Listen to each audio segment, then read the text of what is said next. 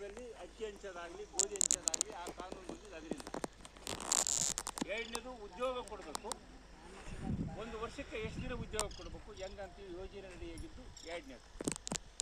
ಆದರೆ 12 ವರ್ಷಗಳ ಅವಧಿ ಏನು ಬಂತು ನರೇಂದ್ರ ಮೋದಿಯವರ ಸರ್ಕಾರ, ಆ ಕ್ಷಣದಿಂದ ಅನೇಕ ಬದಲಾವಣೆಗಳು ಆದವು. ಈ ದೇಶದ ಜನನ ಅಲ್ಲೇ ಅಂತ ತೀರ್ಮಾನ ಮಾಡ್ತಕ್ಕಂಥ ಪರಿಸ್ಥಿತಿಗೆ ಇವತ್ತು ಆ ನರೇಂದ್ರ ಮೋದಿಯ ಸರ್ಕಾರ ತಲುಪಿಬಿಟ್ಟೆ. ಯಾಕಂತಂದ್ರೆ ಅವರಿಗೆ ದೇವರು ಧರ್ಮ ಪುಕ್ಷಟಿ ಸಿಕ್ಬಿಟ್ಟವು.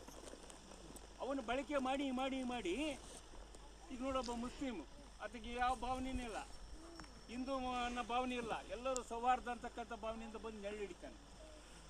ಹೆಂಗದೀನು ಅಣ್ತಂಬಳದೀವಿ ಬೀಗರದೀವಿ ಅಣ್ತಂಬಳ. ಆದರೆ ನಮ್ಮ ಮನಸ್ಸಿನೊಳಗಿರ್ತಕ್ಕಂಥ ಆತಂಕಗಳನ್ನು ಹಿಂದೂ ಮುಸ್ಲಿಂ ನಡೆಸಿ ಬೆರೆಸಿ ನಮ್ಮ ದೇಶವನ್ನು ವಿಭಾಗ ಮಾಡ್ತಕ್ಕಂಥ ಮಹಾನ್ ಶಕ್ತಿಗಳು ಇವತ್ತು ಕೇಂದ್ರದಲ್ಲಿ ಅಧಿಕಾರ ಇರೋದ್ರಿಂದ ಯಾವುದೇ ಬಡ ಜನರ ಬಗ್ಗೆ ಆಲೋಚನೆ ಮಾಡ್ತಕ್ಕಂಥ ಮನಸ್ಸುಗಳಿಲ್ಲ. ಏನು ನಿಮಗೆ ಸುಮಾರು ದಿನಗಳ ಕಾಲ ಉದ್ಯೋಗ ಕೊಡಬೇಕಾಗಿತ್ತು, ಉದ್ಯೋಗವನ್ನು ಕಟ್ ಮಾಡಿದ್ದಾರೆ. ಕೇಂದ್ರದಿಂದ ಕೊಡ್ತಕ್ಕಂಥ ಹಣವನ್ನು ಕಟ್ ಮಾಡಿದ್ದಾರೆ. ಈಗ ರಾಜ್ಯ ಸರ್ಕಾರ ತನ್ನ ಬಂಡವಾಳದಲ್ಲಿ ಕೊಡಬೇಕು. ಇದನ್ನು ನಾನು ಸಿದ್ದರಾಮಯ್ಯನವ್ರ ಹತ್ರ ನೇರವಾಗಿ ಮಾತಾಡಲಿಕ್ಕೆ ತಯಾರಿದ್ದೀವಿ.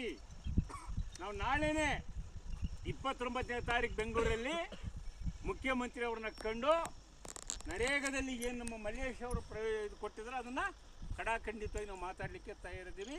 ಅದು ಏನು ಶತಾಯ ಗತಾಯ ಈ ಕರ್ನಾಟಕದ ಬಡ ಜನರಿಗೆ ಉದ್ಯೋಗ ಕೊಡ್ತಕ್ಕಂಥ ಯೋಜನೆಯನ್ನು ಬಂದ್ ಮಾಡಲಿಕ್ಕೆ ನಮ್ಮದು ಒಪ್ಪಿಗೆ ಇಲ್ಲ. ಕೇಂದ್ರ ಸರ್ಕಾರ ಪೂರ್ತಿ ಜನ ವಿರೋಧಿ ಆಗೈತಿ, ಬಡವರ ವಿರೋಧಿ ಆಗೈತಿ, ರೈತರ ವಿರೋಧಿ ಆಗೈತಿ. ಅಷ್ಟು ಮಾತ್ರ ಅಲ್ಲ, ಆ ಓಟಿ ಬಂದಾಗ 200, 300, 500 ಕೊಟ್ಟು ಜಾತಿ ಪಾತಿ ಹೇಳಿ ಓಟ್ ಹಾಕ್ಕೊಂಡ್ರಲ್ಲ ನಿಮ್ಮ ಕೂತಾಗ ಎಲ್ಲರೂ ಹಾಕ್ಕೊಂಡ್ರಲ್ಲ. 500 ಬರ್ತಲ್ಲ, 500 ರೂಪಾಯಿಕ್ಕೂ ಮಣ್ಣು. ಇನ್ನು ಮುಂದೆ ಓಟೇ ಇಲ್ದಂಗಂತ ಮಾಡ್ತಕ್ಕಂಥ ಒಂದು ಹೊಸ ಪದ್ಧತಿಯನ್ನು ಜಾರಿ ಮಾಡಿದಾರ.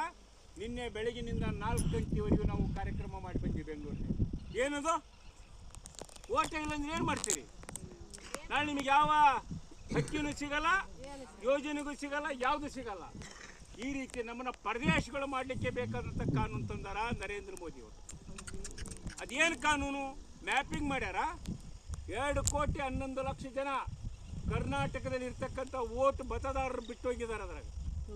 ಅದ್ರ ನಿಮ್ಮ ಓಟ್ ಬಿಟ್ಟು ಅಥವಾ ನಮ್ಮ ಓಟ್ ಬಿಟ್ಟು ಅಥವಾ ನಮಗೆ ಗೊತ್ತಿಲ್ಲ. ನಾವು ಅದಕ್ಕೆ ಏನಾದರೂ ಮತ್ತೆ ಸರಿ ಮಾಡ್ಕೋಬೇಕಂದ್ರೆ 12 ಡಾಕ್ಯುಮೆಂಟ್ ಕೊಡ್ಬೇಕಂತೆ.